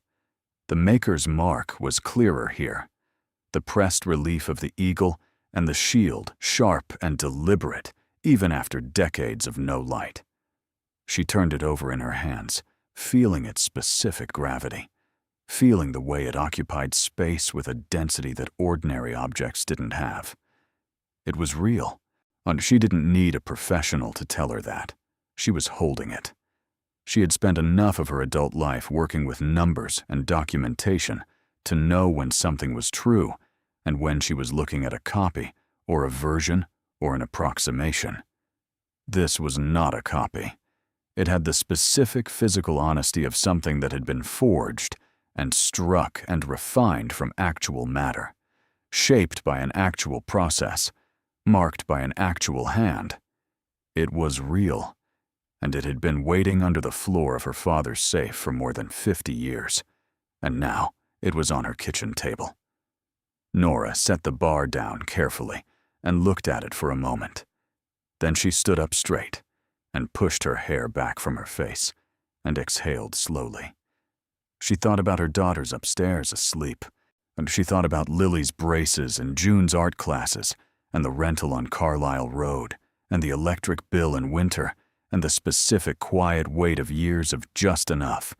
She thought about the spreadsheet of monthly expenses on her laptop and what it would look like if the numbers in it changed, if the pressure changed, if the constant low-level arithmetic of barely managing was replaced by something that did not require constant management. She thought about her brothers, about the look and the tolerant laugh and the "it's probably empty, Norie." She thought about what she owed them and what she didn't owe them, and what her father had intended, and what Arthur Voss had set in motion 50 years ago, and whether any of that changed the fact that she was the one who had sat on a cold concrete floor and wept and then stood up and done the work. She thought about all of it for a long moment, standing at her kitchen table with a 400 troy-ounce gold bar in front of her. Then she picked up her phone and found the name of a lawyer. It was nearly midnight. She would not call tonight. But in the morning she would call, and she would begin the process of understanding exactly what she had found, and what it meant, and what it would make possible. She carried the bar back out to the garage and placed it carefully in the compartment, alongside its 11 companions. She looked at all 12 of them for one more moment, those dull, patient bars that had been sitting in the dark since her father was a young man, and the world was different, and a dying machinist from Pittsburgh had made a decision about what to do with a secret too large for one lifetime. She closed the floor panel. She heard it click. She closed the vault door and spun the combination dial. She turned off the garage light and went inside. The house was quiet. Upstairs, Lily and June were sleeping. Outside, the wind had gentled, and the flat white sky of the Ohio winter had begun, quietly and without drama, to produce the snow it had been withholding all day. It fell in small, soft flakes that caught the light of the street lamp on Carlisle Road and dissolved against the pavement without leaving a mark. Nora sat at the kitchen table with a cup of tea she actually remembered to drink while it was warm, and she looked at the window and watched the snow, and she thought that her father would have liked this moment. The quiet of it, the way things that had been sealed for a long time could open without making a great noise, without splitting the world in two. The way revelation, when it finally came, sometimes felt less like an explosion and more like a door opening. She thought he would have liked knowing that it was her. She finished her tea and went to bed, and for the first time since November, she slept without interruption until morning. In the days that followed, she moved with the particular deliberateness of a person who has received something important and is trying to handle it correctly. She did not tell anyone, not her daughters, who were 12 and 9, and whose lives she was not going to upend with information that was still being processed and verified and sorted. Not her neighbors, not her friends, not above all her brothers, though she thought about that conversation constantly, rehearsed versions of it in her head in the car on the way to work, imagining Daniel's voice and Preston's expression, and the specific quality of the silence that would fall between the tolerant laugh of, "It's probably empty," Norie and whatever came after. She called the lawyer first. His name was Richard Olander, and he worked out of a small office on Main Street in Caldwell that she had passed 100 times without noticing. He was 60 years old and had the calm of a man who had heard complicated things before and found them interesting rather than alarming. She explained the situation to him carefully, starting from her father's death and moving through the safe and the photograph and the library and Arthur Voss and the compartment and the bars, and he listened without interrupting, which she appreciated. When she finished, he was quiet for a moment. Then he said, "All right. The first thing we need to do is establish provenance." Provenance, the history of an object's ownership, the chain of possession from its origin to the present. She knew the word from art auction documentaries she had watched on Sunday afternoons when the girls were doing homework. She had not expected to need it in her own life. Olander explained that the critical legal question was whether the bars were encumbered, not meaning whether any prior claim existed on them that could reach forward in time to affect her possession. If Arthur Voss had acquired them through theft or fraud, and if anyone had ever filed a claim on them, that claim might theoretically still be active. If, on the other hand, the original owners were gone, the firm that had produced them no longer existed, the clients involved were deceased, and their estates settled without specific reference to the bars, then the path forward was considerably cleaner. Not simple, he cautioned, but clean. He told her to get the bars appraised by a certified precious metals assessor, to document everything she had found, to keep the safe sealed and the compartment undisturbed until they had a clearer picture. He told her not to move anything, not to sell anything, not to tell anyone who might create a complication. He told her he would begin researching the Pittsburgh firm and the contracts Voss had referenced in his letter, and that she should give him 2 weeks. She gave him 2 weeks. It was the longest 2 weeks of her life. She went to work every day, and came home and made dinner, and helped with homework, and lay awake at intervals, listening to the house settle around her, thinking about the safe in the garage, and the 12 bars in the dark, and what Richard Olander was finding out in his small Main Street office. She did not go into the garage more than was necessary. She was afraid that if she stood in front of the open compartment, too often, with the bars visible in the flashlight beam, the reality of it would become either too enormous to manage or too familiar to properly appreciate. And she didn't want either of those things.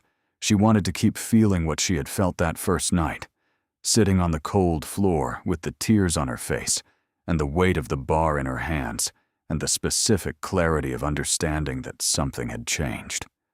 Olander called her on a Thursday afternoon at the end of the second week.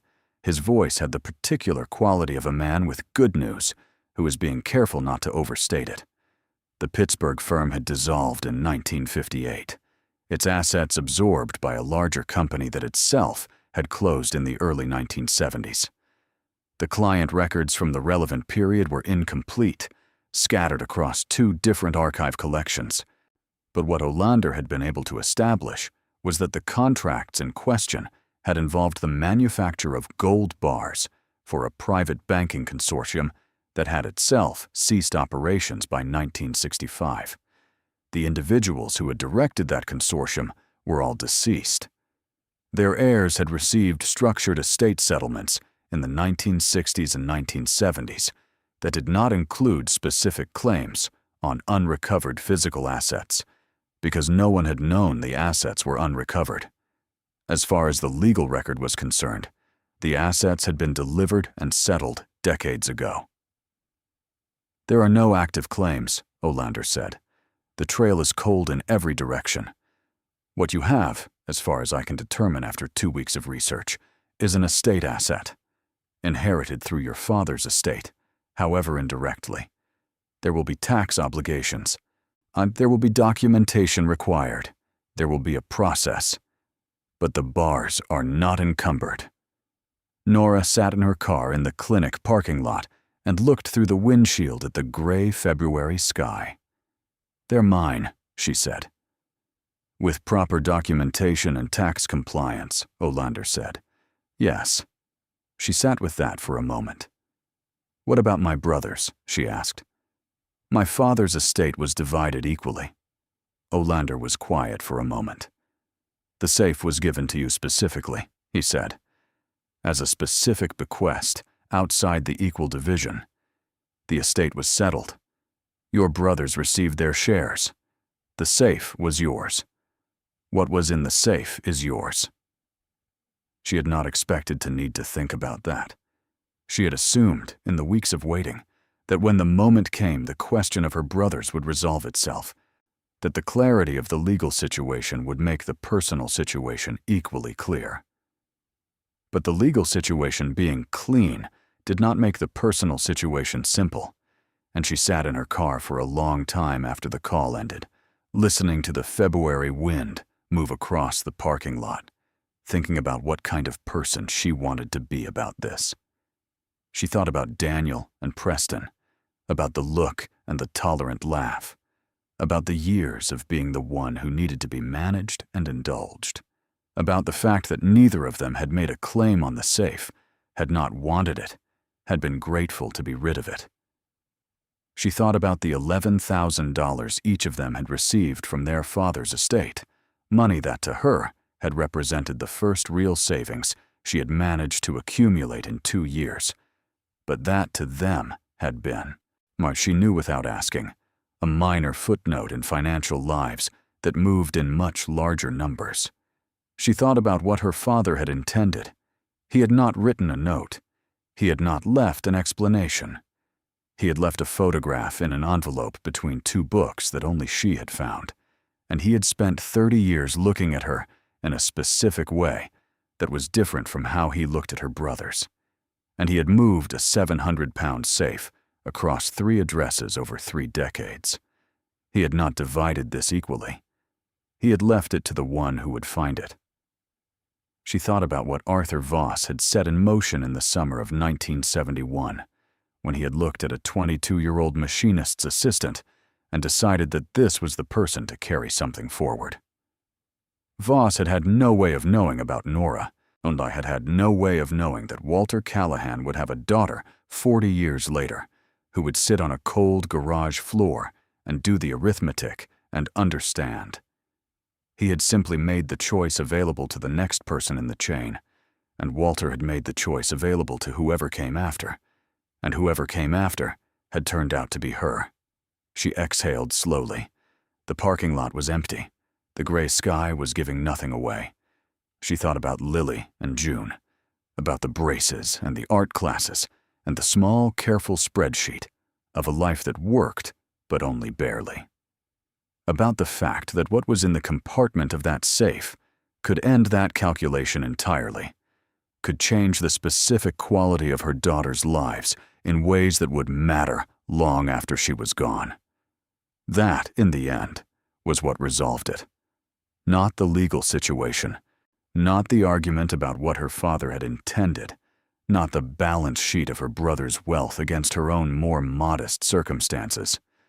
What resolved it was her daughters sleeping upstairs and the understanding that what she had been given was not only for her. She called Richard Olander back and told him to proceed. The appraisal appointment was scheduled for the following week.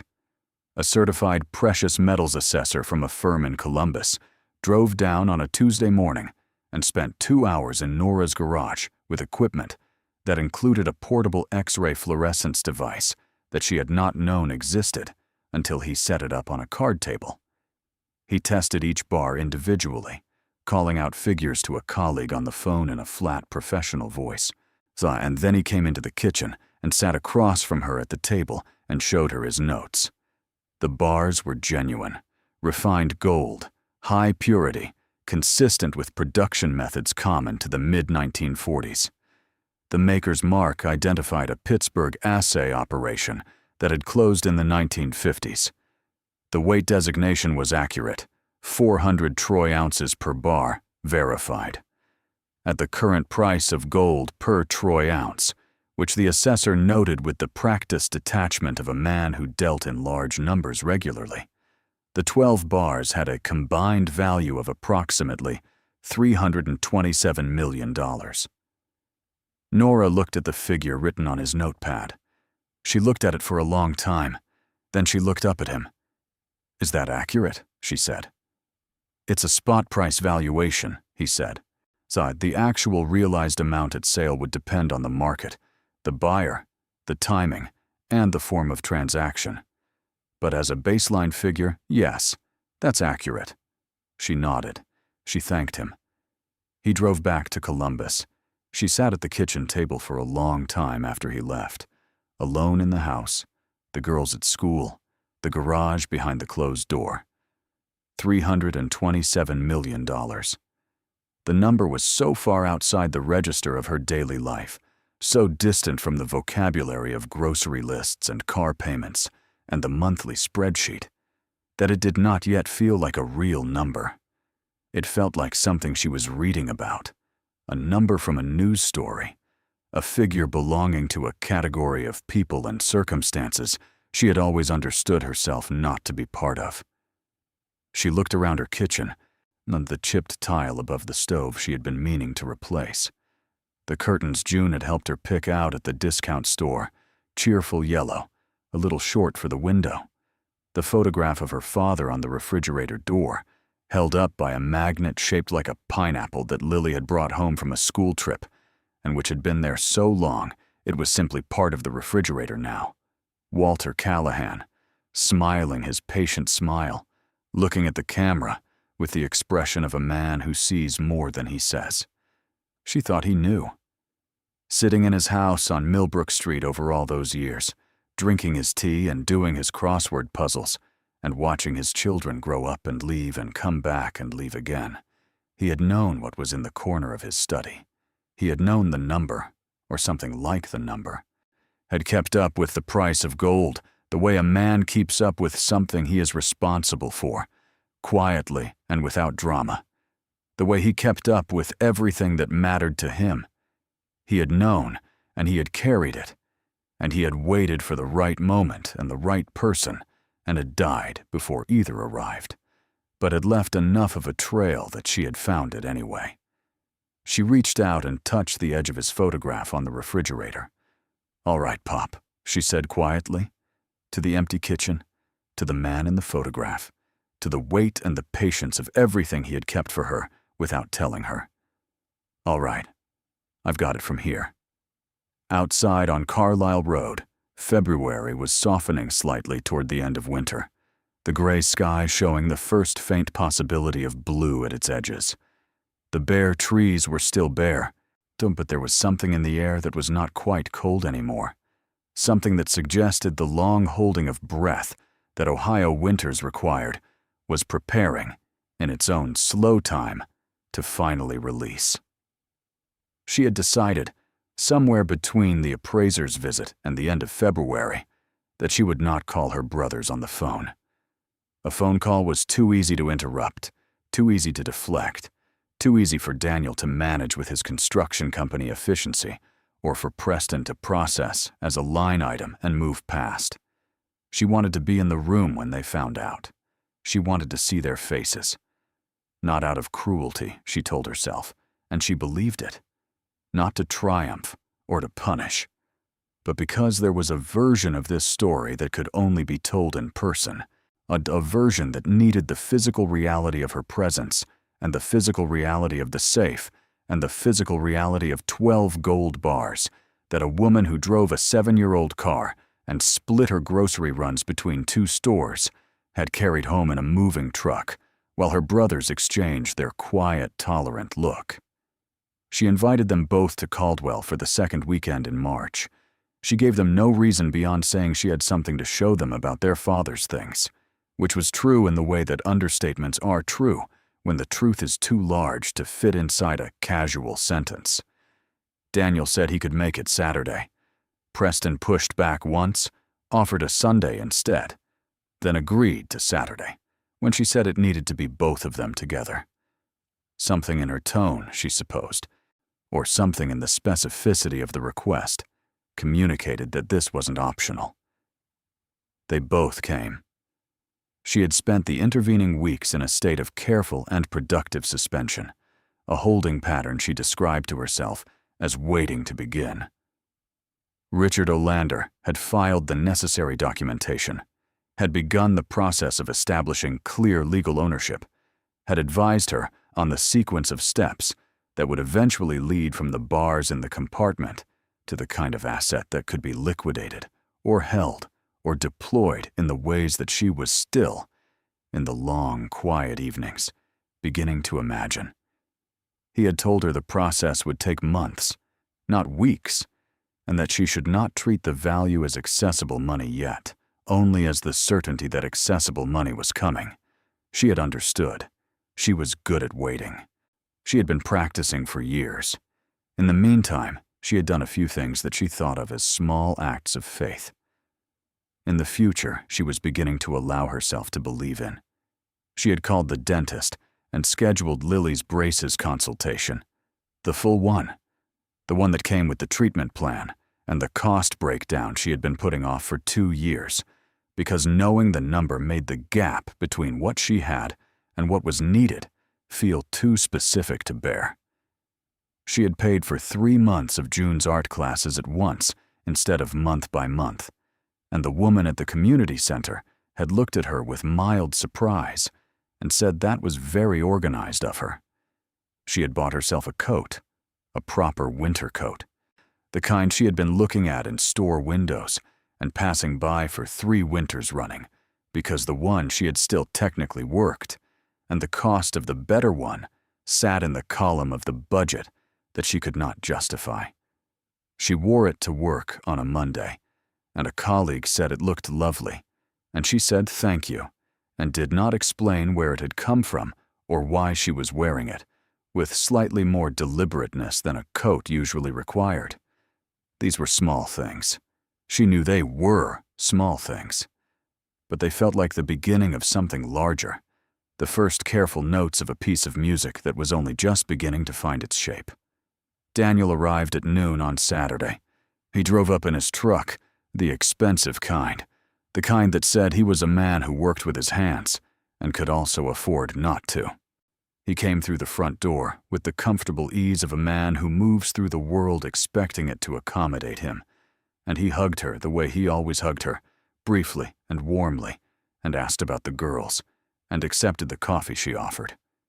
He sat at the kitchen table and looked around the kitchen with the same mild, appraising look he gave every space he entered, the reflex of a man in construction, assessing structure and condition and what could be improved.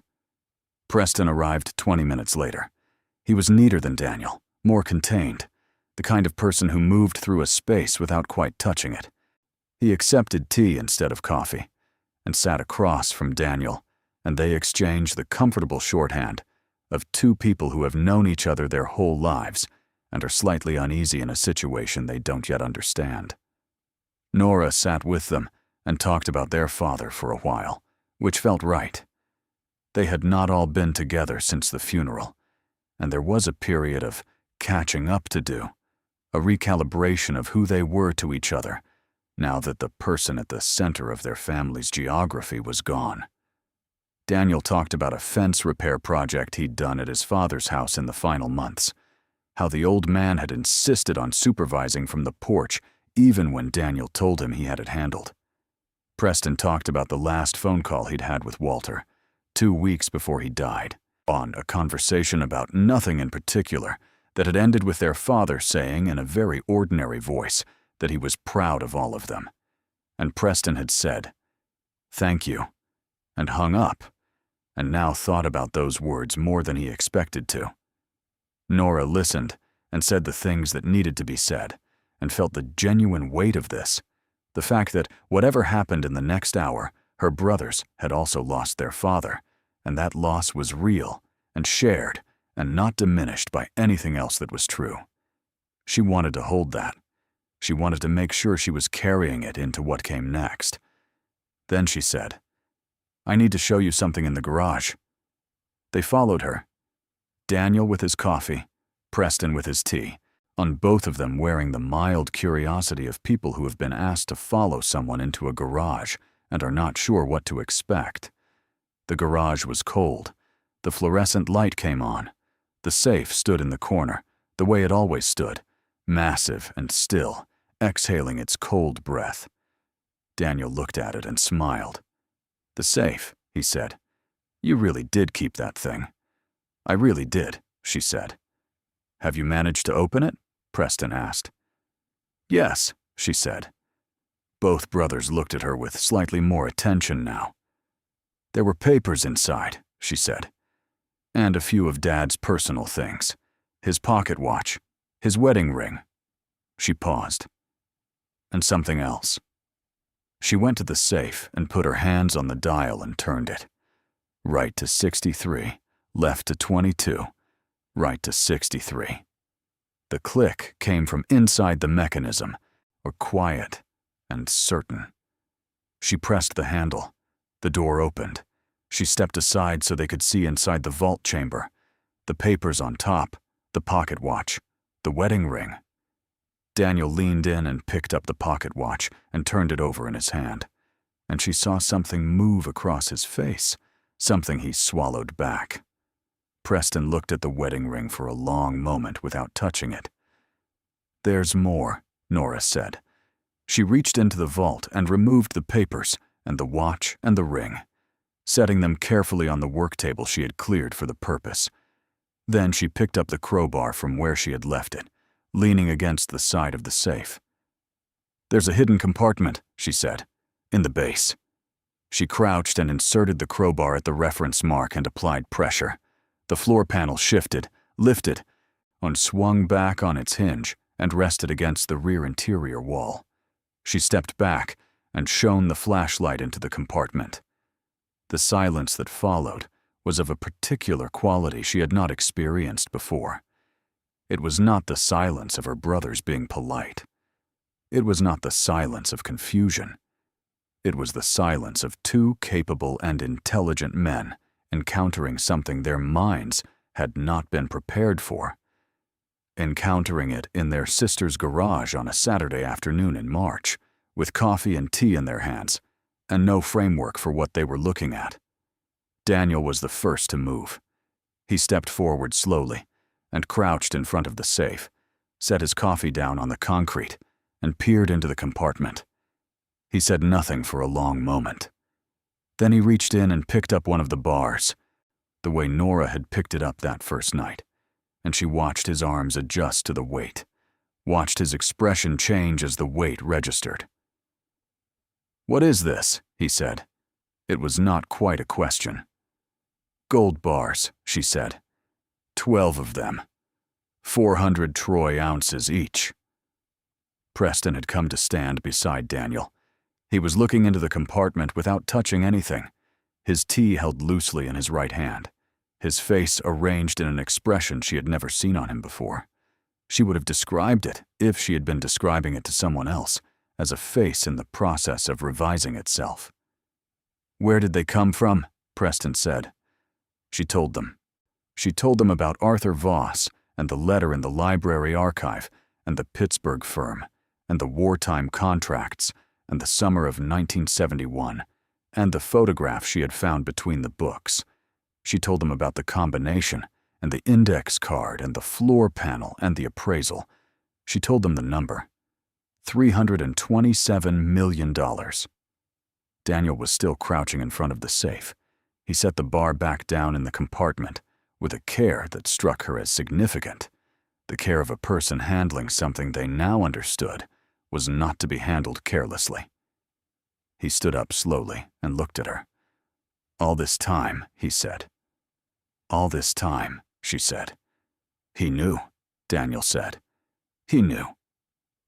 Preston set his tea down on the work table. He looked at the compartment, and then at Nora, and then at Daniel.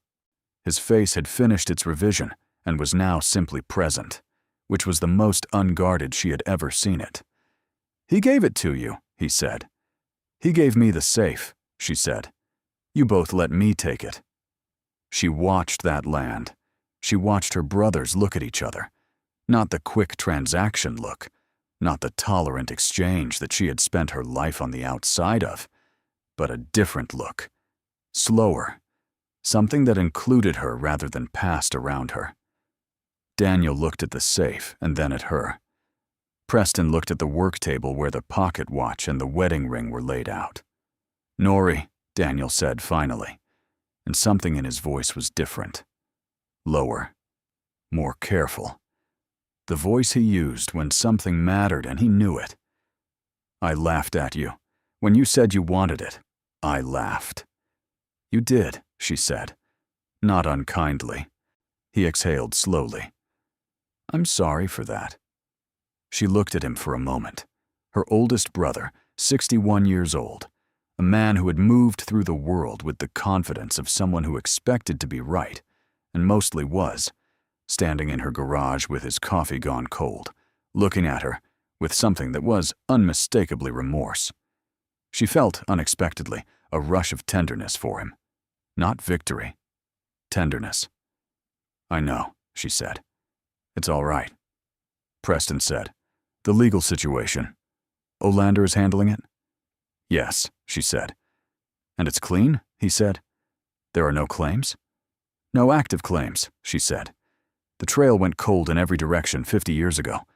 Olander spent 2 weeks on it." Preston nodded slowly. He was processing. She could see it. She are running the figures and the implications through the part of his mind that dealt in financial realities. She waited. "The estate division," he said finally. "The safe was yours. Whatever was in it is yours." "That's what Olander said," she confirmed. Another silence. Not uncomfortable exactly. Dense. Full of the weight of what was true. "Good," Preston said. He said it simply, without elaboration, and she understood it as more than a legal concession. He meant it in a deeper way. He meant that this was right. that whatever particular calculus their father had applied in the long, careful years of keeping this secret and waiting for the right moment and leaving enough of a trail that one of his children would find it, this was the correct outcome. The right person had the safe. The right person had opened it. Daniel picked his coffee back up and looked at it, and then set it back down. "I want to know more about this Voss," he said. "This man who gave it to Pop." "So do I," Nora said. "I've only found pieces." "Tell me what you know," he said.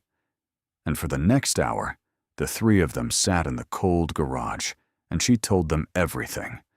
From the library and the property records, to the letter, and the blurry photograph, to the Pittsburgh firm, and the wartime contracts, and the specific loneliness of a man who had carried an impossible thing his whole life, and had looked at a 22-year-old machinist's assistant and decided, on whatever evidence he had available to him in that brief acquaintance, that this was the person to carry it forward. "He chose well," Daniel said at the end of it. "He did," Preston said. Nora looked at the safe. "My Pop chose well too," she said. They stayed through dinner. She made pasta and a salad, and they sat at the kitchen table the way they had sat at kitchen tables when they were growing up. And they talked about their father in a different way than they had talked about him before, with a new dimension, a new context, the version of Walter Callahan that included the corner of his study, and the thing he had been carrying, and the specific quality of his patience that none of them had fully understood until now. Daniel told a story about their father that Nora had never heard before, about a time when Daniel was 16 and had made a serious mistake at school, and their father had not punished him, but had simply said that the thing about character was that you only found out what yours was made of when the situation required it, and that the situation would require it again, and that he was watching. Preston told a story about the last Christmas they had all been together 5 years before, when their father had given each of them a card with a handwritten note inside, and Preston had read his quickly and put it in his pocket, and had found it 2 years later in the pocket of a jacket he hadn't worn, and had stood in his kitchen in Columbus, reading it again, and had cried for the first time since his divorce. Nora listened. She thought about how much she did not know about her brother's relationships with their father, about the private conversations that had happened in rooms she hadn't been part of, the specific things that had passed between a father and his sons over decades that she would never hear because she had been the sister, the daughter, the youngest. She thought about how grief was partly this, the recognition that a person had been three-dimensional and that you had only seen certain angles. She thought about the index card in Arthur Voss's handwriting. "The floor is the door." She thought that was true in ways Voss had probably not intended, that the ground you stood on was often the entrance to something deeper, that the things you walked over every day without thinking about them were sometimes exactly the things that mattered most. Her brothers left at 9 o'clock. Daniel hugged her at the door, properly this time, both arms, the hug of a person who means it. He held on for a moment longer than usual. "Call me," he said. "When things move forward with Olander, I want to know how it goes." "I'll call," she said. Preston shook her hand, and then changed his mind, and hugged her briefly, which was the most demonstrative she had ever seen him with her. "Take care of those girls," he said. "Always," she said. She stood on the porch and watched their tail lights move down Carlisle Road in the March dark, and she breathed the cold air that was beginning, finally, to carry the first faint suggestion of spring in its undertones. And she thought that she had handled the afternoon the way she had wanted to handle it, without triumph and without smallness, with the grace her father would have recognized. The months that followed were unlike any months Nora had lived through before, and the thing she would find most difficult to explain to anyone who asked was that they were not primarily dramatic. The financial process was real and substantial and involved more paperwork than she had imagined paperwork could encompass, but it moved forward steadily under Richard Olander's guidance, And the moments of complexity were the kind of complexity that a competent lawyer and an accountant and a specialized precious metals broker knew how to navigate. She was not required to do the navigation herself. She was required to make decisions, and she was good at making decisions. She had been making decisions under pressure for years. The first significant transaction closed in early June.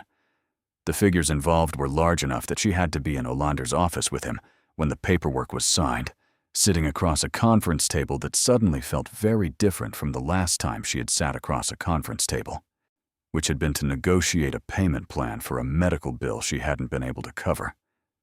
She signed her name in the places she was told to sign, and Olander shook her hand, and she drove home in her 7-year-old car on a sunny June afternoon and sat in her driveway for a moment before going inside, listening to the engine tick as it cooled. She had told the girls in April, when Olander had confirmed that the legal ownership question was fully settled and that the process was moving in the right direction. She had sat them down at the kitchen table on a Sunday morning and tried to explain it in terms that were honest without being destabilizing, which was an interesting balancing act with a 12-year-old and a 9-year-old. She told them that they had found something in their grandfather's safe that was very valuable, for that it had belonged to him and now belonged to their family, and that things were going to be different in some ways. And that different didn't mean scary. It meant that certain things they had not been able to do before were now possible. June had looked at her steadily for a moment, and then asked whether this meant she could have better drawing pencils.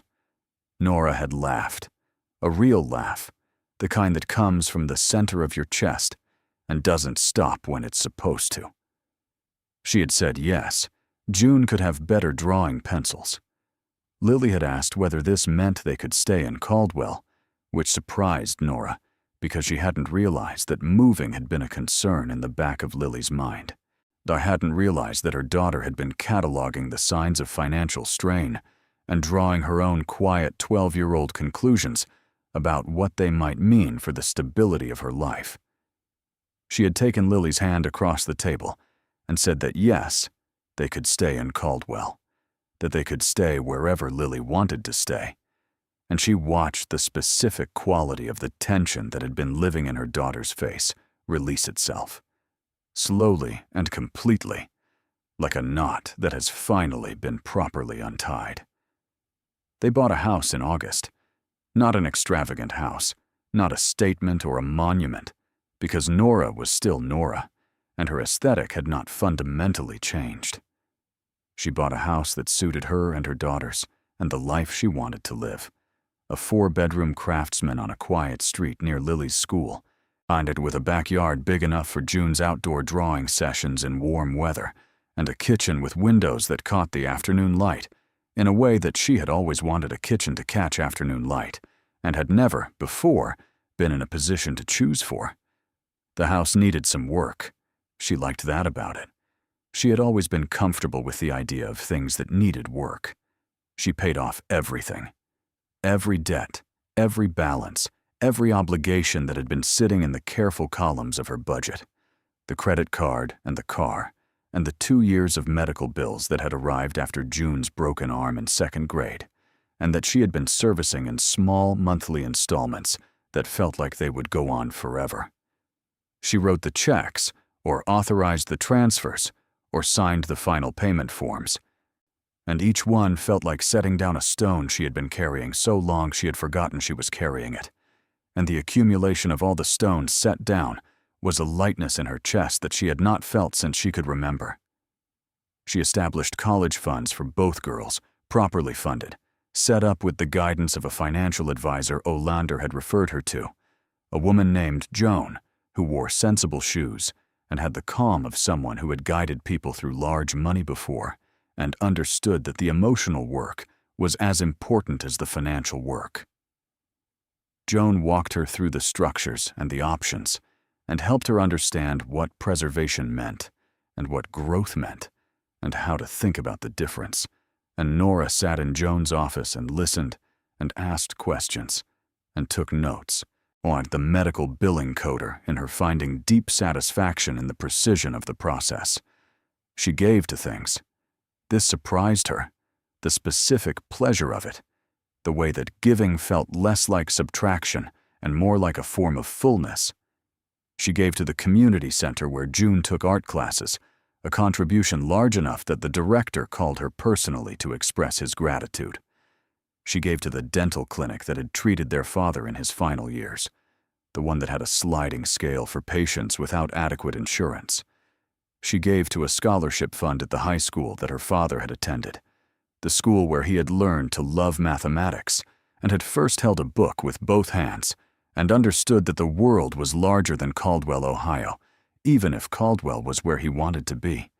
She gave to the Caldwell County Public Library.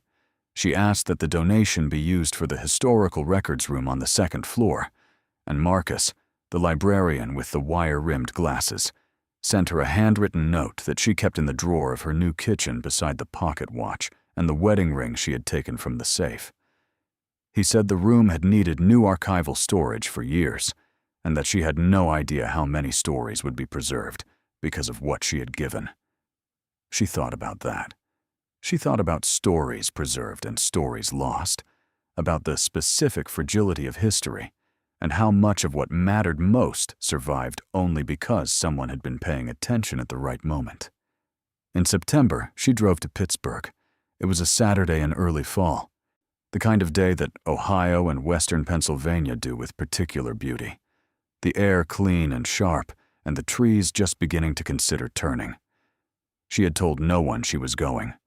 She did not entirely know why she was going until she was already in the car and moving north on the highway with the radio off and the window cracked an inch. She had found the location of the Pittsburgh firm through Olander's research, the address where Arthur Voss had worked in the 1940s and where the contracts in question had been carried out. The building was long gone, replaced by a parking structure in the 1970s, and then by a small office building in the 1990s, and there was nothing to see when she stood on the sidewalk in front of it except glass and steel and the ordinary business of a weekday afternoon spilling out through the lobby doors. She stood there for a while anyway. She thought about Arthur Voss, born 1908, a machinist's son who had learned his father's trade and worked it carefully and made his quiet mistake in the years when the world was reorganizing itself after a great violence and shortcuts were easy to justify, and the people who had the power to notice were too occupied with the larger picture to look at the small one. She thought about the decades he had spent afterward, carrying the knowledge of what was under his floor, unable to act on it cleanly, unable to put it right in any satisfying way, finally seeing in a 22-year-old man on a summer afternoon the closest thing to a solution that remained available to him. She did not think of Arthur Voss as a villain. She had not been able to think of him as a villain since she had read his letter in the library, since she had felt the weight of his conscience in those careful small sentences. He had done something wrong and had spent the rest of his life aware of it, which was more than most people managed. He had tried, in the only way left to him, to make it mean something, to pass it forward to someone who might use it better. She thought her father had used it better, in the end, had kept it safe for 50 years, had kept it long enough to pass it to her, had trusted her with something he had never trusted anyone with, and had done it without saying a word, which was its own particular form of eloquence. She got back in the car and drove home. The fall passed gently. Lily's braces went on in October, and she bore the first week of soreness with a stoicism that made Nora proud in a specific parental way that was hard to articulate. The pride of watching your child handle difficulty with more grace than you expected. June started a new set of drawing pencils, a professional grade set in a wooden case, and spent an entire Sunday afternoon opening each one and arranging them, and then drawing a picture of the backyard of their new house, with a precision and a tenderness that Nora recognized as her daughter, seeing her home for the first time as a place that was stable, that would remain, that could be drawn carefully, because it was not going anywhere. Nora framed the drawing and hung it in the hallway. In November, on the 1-year anniversary of her father's death, she drove out to the cemetery in the late afternoon. She had been twice since the funeral, but not recently, and she stood at his grave in the particular light of a November afternoon that is both melancholy and beautiful, the light that comes when the leaves are gone and the sky is open and everything is reduced to its essential shapes. She had brought nothing to leave. She had not thought about what to bring, had not wanted the visit to be symbolic in a self-conscious way.